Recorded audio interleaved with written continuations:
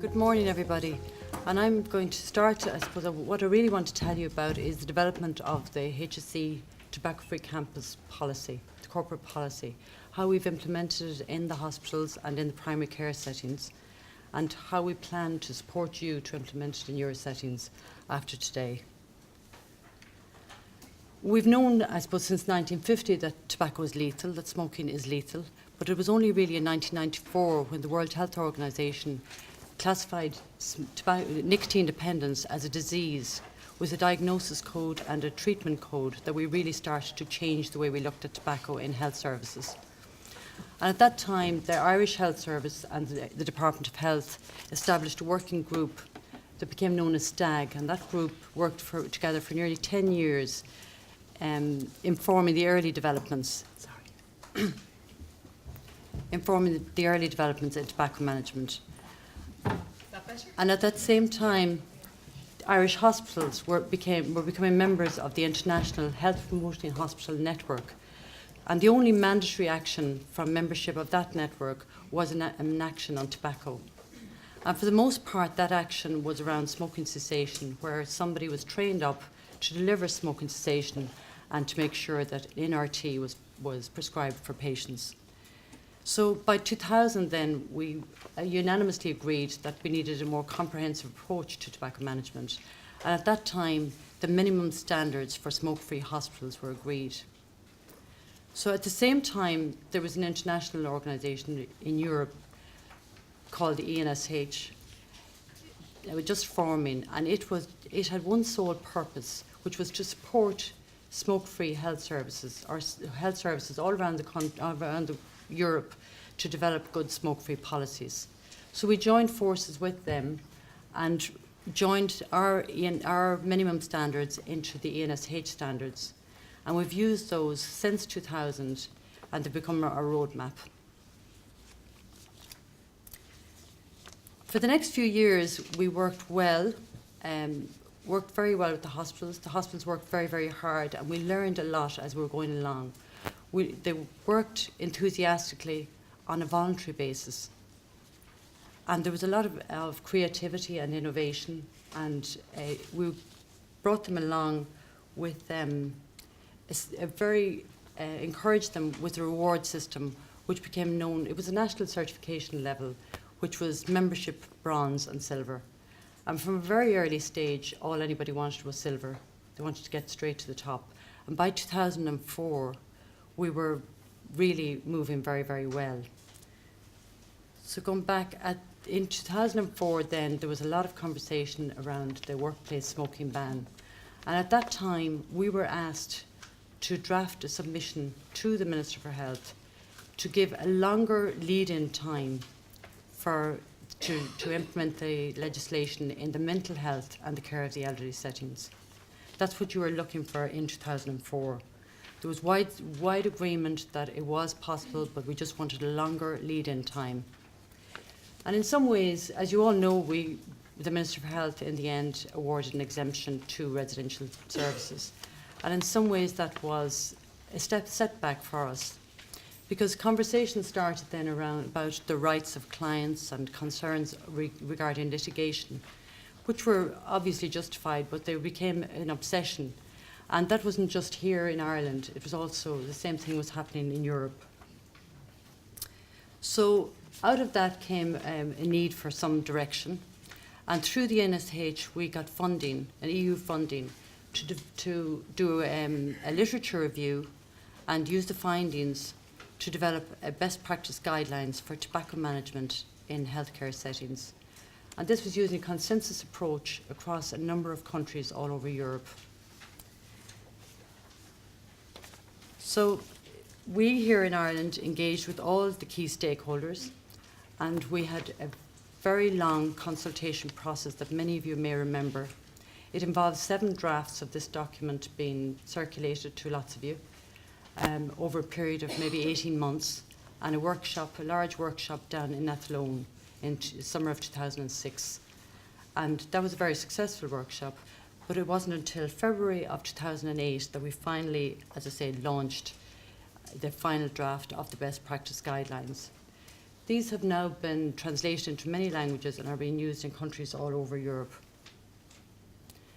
During this time also, the Irish government signed up to the Framework Convention of Tobacco Control, and this is really the international blueprint for tobacco control, with the core aim to minimise and eliminate tobacco addiction in all its forms. And this is something that guided us in the past few years when we were working on the management of electronic cigarettes. In 2008, then, the World Health Organization launched the IMPAR model. And this is a comprehensive tobacco control model incorporating 6 policy measures to direct tobacco management all over the world. This endorsed the approach that we had been using in the hospitals and healthcare services. And HSE then decided to take on a whole organisation approach and to develop the HSE Tobacco Control Framework 2010 to 2015. Now at this time, ENSH was expanding, and as Kate said, it is a mouthful, but it was expanding, so we could no longer, ENSH stood for European Network of Smoke-Free Hospitals. So now we changed to ENSH Global, because we had countries from all over the world requesting membership. And we now have 34 members in 21 countries, and these include countries like Australia and Taiwan. So we have great opportunity to learn from other cultures and other health settings. At this time, we also, I suppose, we reviewed all our process and our tools, and we updated them, and the conversation had changed from smoking to tobacco. So we started to use tobacco in all our terminology. And the ENSH Global facilitates the sharing of information and experiences through tobacco control. Through tobacco control policies globally. It considers its greatest resource our health professionals, and it promotes and supports tobacco-free health centres all over the world. These are the 10 standards, and as I say, they were revisited in 2007, 2008, and they're going to be revisited again this year to see if they need to be updated or changes made. And at this time, we also developed an online self-audit questionnaire, which we request hospitals to complete year on year. It's a great guidance tool. It really highlights areas where you are working very well, and it also highlights areas of weakness. So from that, hospitals will develop quality improvement plans for the year ahead. Now at this stage, hospitals in Ireland, on a voluntary basis, we're talking about developing completely tobacco-free campuses. And St Vincent's in Elm Park became the first hospital in Ireland to develop that policy, again before HSE, in 2009, in January of 2009, after quite a lot of work in the lead up to that. And as I say, the early award system was membership bronze and silver, and this was at a national level. But internationally, again, the conversation was changing to gold level, or what would we call the highest level. So ENSH responded by developing a gold forum level, which Kate referred to there a minute ago. And we have been very, very fortunate. We're very key players in that. We've had 3 hospitals successful in achieving that level. So we have some very good quality work here in our own hospitals. And this has been showcased internationally among our colleagues, and they've seen what's happening in other countries, and we've learned quite a lot from that. This is the highest level of implementation of the standards, but it's worked on a constant improvement. We're learning and sharing and constantly aiming to improve. This is it's a 4-year period. You can only maintain the membership for 4 years, and this year St Vincent's Hospital again was awarded for the 2nd time. So this is the first time we've had a second round. So that's been a real achievement. So we believe in those standards. We believe that they're the right way to do things, and HSE has now taken on those standards as a whole organisation. And as we said, they have developed the Tobacco Control Framework, which is a 5-year plan for how HSE are going to manage tobacco. And in it, there's commitment to implement these standards, continue to develop the tobacco-free campus, commitment to develop a tobacco-free campus policy, and as was mentioned earlier, the Tobacco Control Framework Implementation Group was set up, and it's representative of every directorate and division in HSE. A project manager was appointed. I'm sure most of you know Martina, and she's been consistently there since the beginning and since the development of the Tobacco Control Framework. And tobacco is embedded in the National Service Plan annually. So really what we need you to do is to replicate this in your own organisation when you go back. So it's setting up a group that's representative of all players in the organisation and getting a plan ahead to develop a tobacco-free campus policy. So felt we needed, well, everything needs to be backed by research, and we need to constantly look at what we're doing in our services. So through the Tobacco Control Framework Implementation Group, two important studies were carried out to guide us. The first one was looking at hospital inpatient inquiry study, and it was looking at were we actually documenting the smoking status of our clients on the systems that we have there to do so, and were we treating them. So we found that less than 25% of our inpatient discharges in 2011 had a recording of tobacco use. And we also looked at what it was costing us, both on a financial cost and the burden on bed occupancy. So you can see there for yourself, each discharge was 7,700 per person, or per visit, per stay in hospital, I should say, and 8.7 bed days. So that's a huge demand on our bed days.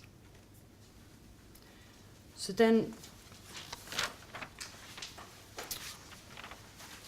in the development of the tobacco control policy, engagement, negotiation, consensus and payment and patience paid off. And the adoption of the HSE tobacco-free campus policy by our headquarters in HSE in Dr. Stevens Hospital in 2011 is testament to the commitment of the health service. The purpose of the policy is very, very clear. It's not about banning smoking in a health service. It's about treating tobacco as a care issue for all patients and all service users, and to denormalise the use of tobacco in healthcare settings for the next generation. And this is the tobacco-free campus policy, and it's due, the HSE tobacco-free campus policy, and it's due again for review in January 2016. So communication, we found from the 4 hospitals that had originally implemented tobacco-free campus policy prior to the HSE tobacco control framework, that communication was really a very, very important one, but it was a very time-consuming, time-consuming piece for the hospitals. So we thought, what can we do to make this easier? So we went to the hospitals that had implemented tobacco-free campus policy, and they very kindly gave us all of the resources, which we pulled together and made them more general, and to form a toolkit, a communication toolkit, which is online, and it's on the link to it is on the back of your programme today. So it contains all of the usual things that you will need: the letters, the leaflets, the guidance, the questions and answers, lots of things and lots of research. And we're adding to that all the time, and we've no doubt that we're going to need a lot of new additions to it to suit your needs. Also with that, we've got a presentation for staff. It's called Yes But No But, and it's a very innovative tool that was developed to support staff to implement the policy, to help them to gain the experience and gain the confidence to approach people that were smoking on campus. It uses scenes that were scenes from a hospital, one of the first hospitals that went tobacco free.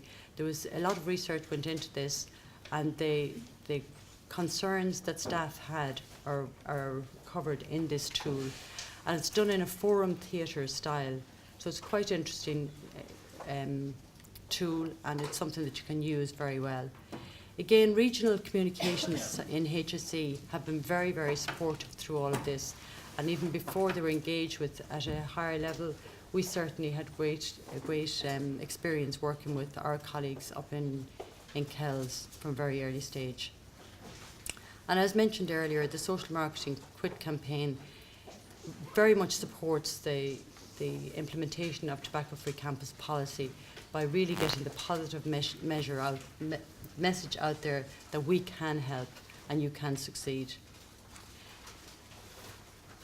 For a policy to be implemented successfully, staff need training. There needs to be an education program put in place, and HSE, again at a high level, decided to support that in every way they could. They drew together a number of trainers that had experience delivering this training, and together they developed a brief intervention smoking cessation accredited training, a national training, which has a very comprehensive resource pack, and we have now got online registration and online pre-assessment. And that's what the pack looks like.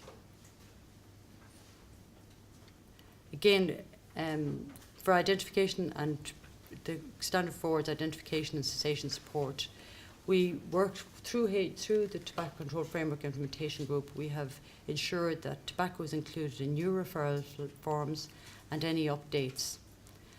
All smoking cessation services are together on quit.ie. That's kept updated at all times. The quit team free phone number the low call number is now a free phone number, and it's on the new poster.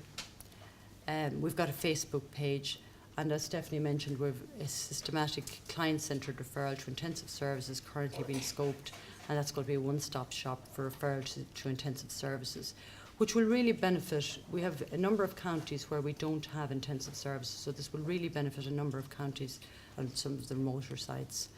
Again, the GPs and the pharmacies have joined with us, and the pharmacies have all rolled out a smoking cessation support service throughout the country.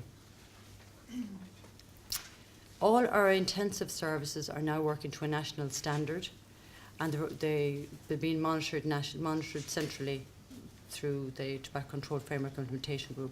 There's been a 2-day update for all providers just to ensure that everything is up to date, and this is the standard. Standard 5 is tobacco control. So the National Service Plan has committed us to implementing 100% of acute sites to tobacco-free campus in 2013 and 35% of primary care sites. It set a target of 1,350 staff to be trained in brief intervention smoking cessation. And none of us, I think, thought in the beginning that any of these were achievable, but there is great respect for the National Service Plan, and every stop was pulled out to make sure that we did achieve as much as we could on these. We continue to work with hospitals and services to complete and submit the ENSH self-audit questionnaire and to develop quality improvement plans for tobacco year on year. And I had success in getting key members of the Tobacco Control Framework Implementation Group to become part of a jury for the Gold Forum candidates. So they went out there and they saw firsthand what the work that was entailed in this. So there's no myth about it. So that's just a picture of the tobacco frame, the National Service Plan. So I think we've gone back to where we were in 2004 in some ways, that there is pride and focus around corporate image. The tobacco-free hospitals is the new norm. Everybody accepts again that it is the only way forward. Staff are profiled as good role models. The public recognise the familiar signage and absence of smoking, and they don't expect it anymore within the hospitals. And the blue line branding on the campus boundaries again is the understood sign for a tobacco-free campus.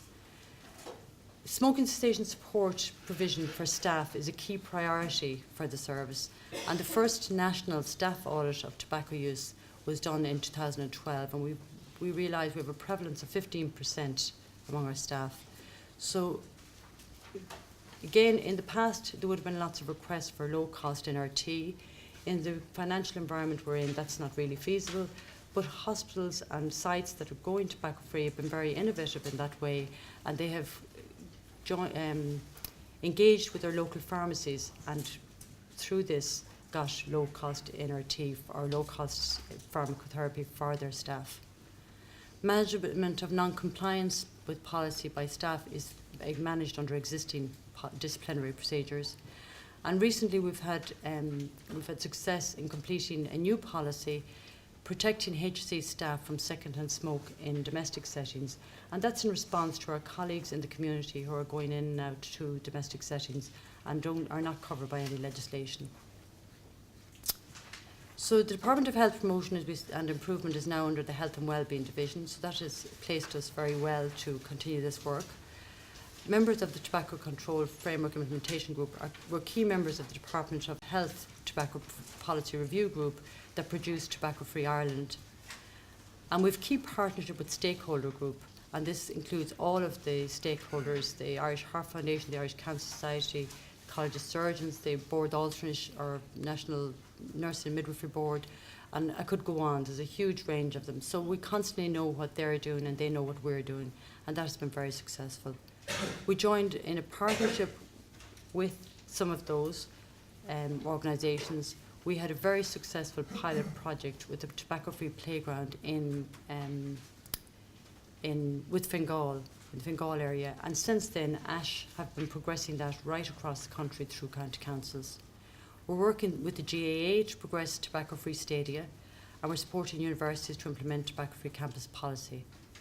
And we include tobacco-free campus in health promotion conferences, both nationally and internationally, as often as we can. We've continued to be members of the NSH Global, and we would hope that you will all sign up to that as well. And we maintain and improve smoking cessation follow-up.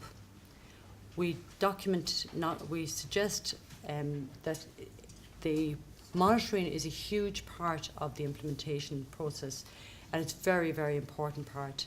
If you don't monitor what's going on after the launch, you really will run into problems. So we support sites developing tools for this and developing process for it, which often includes corporate walkabouts by staff that are walking about the campus anyway during their normal working day, and document non-compliance. And this year we've had a quality and patient safety audit of 8 sites of their tobacco-free campus, and we'll have the results of that very, very soon. We also support local internal audit by giving tools and a process for that. So as I said, we thought that these targets were very, very high and maybe not achievable.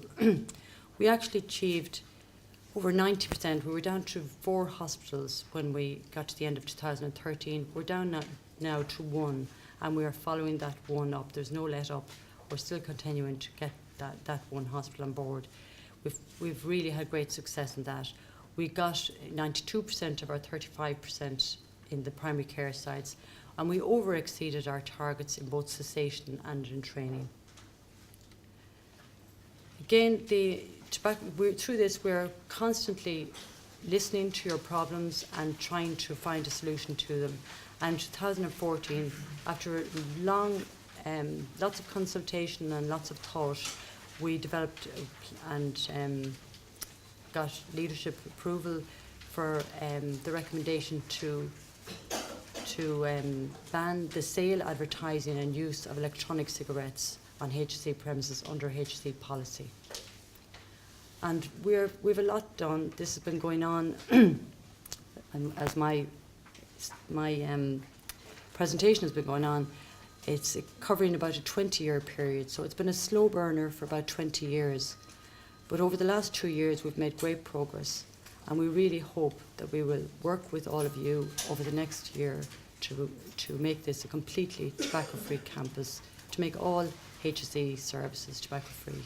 Thank you. Thank you.